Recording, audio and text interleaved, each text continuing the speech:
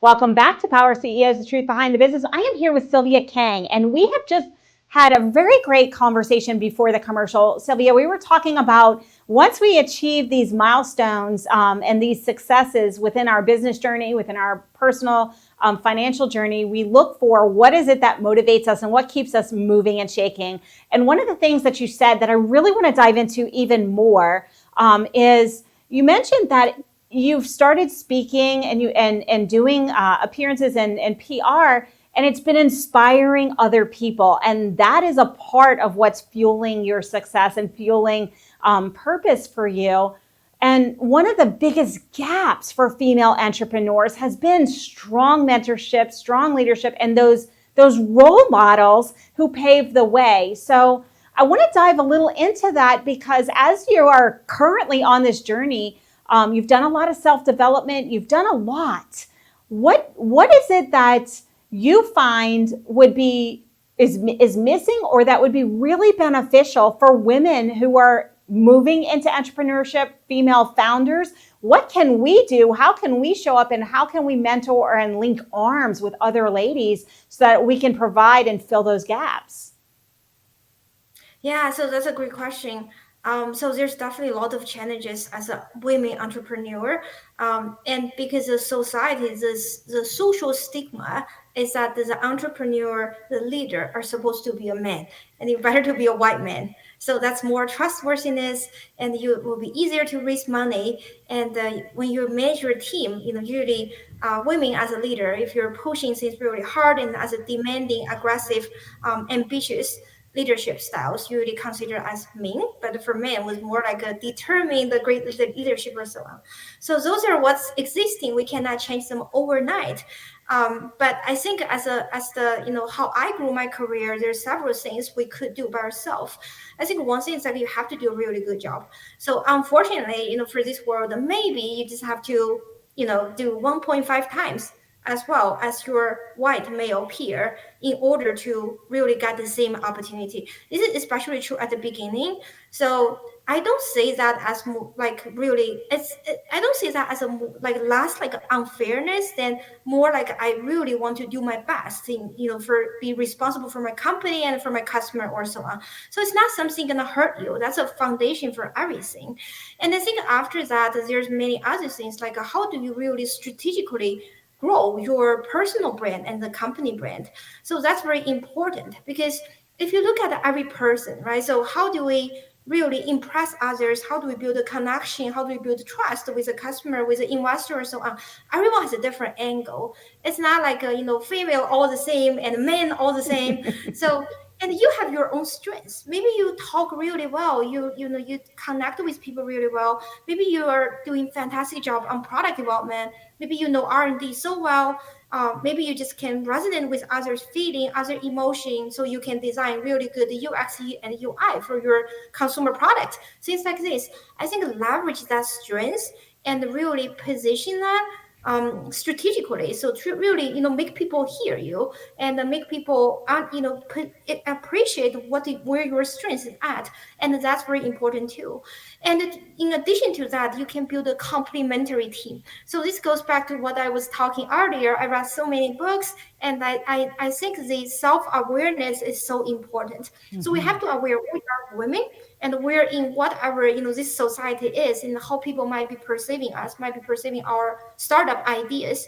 So maybe you need a founder that's complement you. Maybe you need someone, if you are really good commercially, you maybe need someone technically, or someone can really execute, other people can really lead whatsoever. So not you have to do everything. Even you might be facing some bias or like a challenges because you're women, and there's other way you can work around. Usually there's a perception people, the women are better to know how to build a great team. Women are more supportive and more collaborative, so you can leverage that strength. And I think the last one I want to say is really find the right opportunity to express yourself. So, I did face many situations, like in a networking situation, when people look at me and they probably say, oh, this is like a female entrepreneur on women's health product. It's not going to go big. I don't want to take her seriously. I did face a lot of situations like that. But I also found opportunity. For example, there's opportunity I can apply to go to the stage and talk and you have to talk really well with the great product idea with data to back you up, things like that. And the people are impressed. They are. At the end of the day, people are looking at your product and your business opportunity and how you really look, like how your face really look, like your age, your gender, whatsoever. They are the secondary. They definitely impact the emotional perception of the other people, but eventually they are rational. They will down to earth to say what your product is and are you capable? Do you have all this expertise in your team to really scale up the business? So find that the best opportunity, the most suitable opportunity for you to really shine up. You don't have to win every opportunity. Some may not work for you. So find the best way, and you still can make a good impression. Oh, absolutely. I couldn't agree more. And one of the biggest challenges I find is there's a lack of visibility where there was a fear in female founders to be as visible as male founders. And I'm an investor. And so I watch this being pitched, and very few female founders even pitch to the investor groups that I'm part of. And so everything that you said is completely spot on.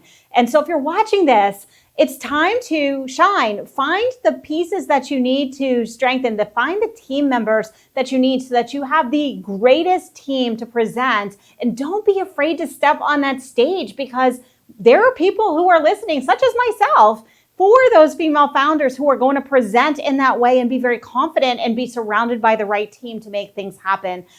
So I know we're running very close to the end of the show. How can people reach out to you, Sylvia? How can people learn more about Mira if they're interested in learning more? Because the things that you guys are doing from a company standpoint, as well as you personally, are just phenomenal. Yeah, sure. So our website is miracare.com. So it's miracare.com. And you can find me on my LinkedIn profile. So it's just to search Sylvia Kang, and it will say the CEO and the founder for Mira, and you will find me. I look forward to help everyone. So if you have questions, you want to learn more, feel free to contact me on LinkedIn. And I really appreciate you being here. I have one final question for you. Talked about a whole lot. You've talked about the hidden downsides of success. You've talked about how you've navigated challenges as a female entrepreneur. If you could go back to the very early stage when you started this journey and done anything different, what would it have been? I think there's the honest answer is because there's so many things. And if we summarize that in one sentence, that is I should be more prepared. So I think 99% of entrepreneurs got into a journey, they don't know what that is. Honestly, they don't know. And then there are many things like I could do better product research, market research. I could prepare a better team. I could tailor my strategy about hiring. I could prepare my family better, like a timing to have a family, or like gain more support, be more clear to my husband and to my mom about what kind of support I will need, or manage my friends' relationship, manage expectation. Nothing was really really bad along the journey, but there were many surprises. So I think we basically, if we have more awareness and maybe talk with more founders before you found a company, and or do more preparation, or like try to have some ideas before you quit your job and really start a company full time, I think that will give you more message information about what really this looks like and what you can really prepare yourself. Thank you so much for your expertise. I really appreciate you. Thank you for joining me today. Thank you.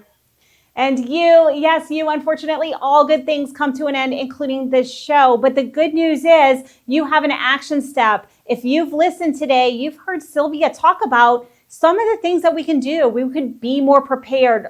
Think about your next stages and who do you need to talk to who's already done that. Learn more, prepare better, and then find that right circle who can be there, who you can, a circle of peers who you can bounce ideas off of, who you can share the journey with. Because it's so incredibly important. Don't be surprised when success happens and you look up and go, wait, what happened? Prepare for that. You have excellent content here. Today is the day to take action, not tomorrow, not next week, but today. What is the one thing you're going to prepare better? What is the one step you're going to put in place for your mental, social, or purpose support so that you can move yourself forward? Because that's what we're here for. And let's do it. Don't wait. The good news is, even though today is over, we will be here same time, same station next week. Until then, win today, win this week, and I'll see you next time.